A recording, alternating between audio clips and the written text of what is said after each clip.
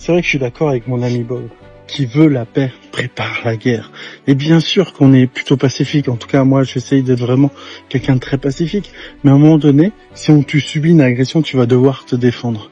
L'homme qui est vraiment fort, c'est celui qui a la capacité de faire mal à l'autre, mais qui choisit de pas le faire, ou l'évitement, ou s'il doit le faire, il le fait quand dans un cas de légitime défense.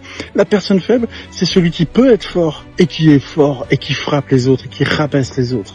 Donc l'idée, c'est essayer d'améliorer ta défense personnelle, et te dire une chose, c'est que dans tous les cas, je veux pas faire de mal, mais je me prépare à protéger, que ce soit mon intégrité physique ou ma famille. Et ça, c'est important. Que tu sois une femme ou un homme, tu dois t'entraîner, même à la base, que ce soit l'évitement, la négociation, la fuite, l'observation.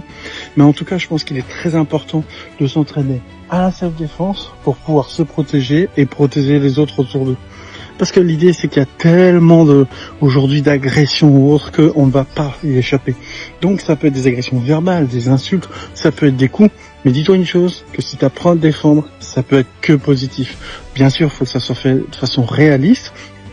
Et avec mon copain Bob, on essaye de faire de notre mieux pour que tu puisses apprendre à te défendre.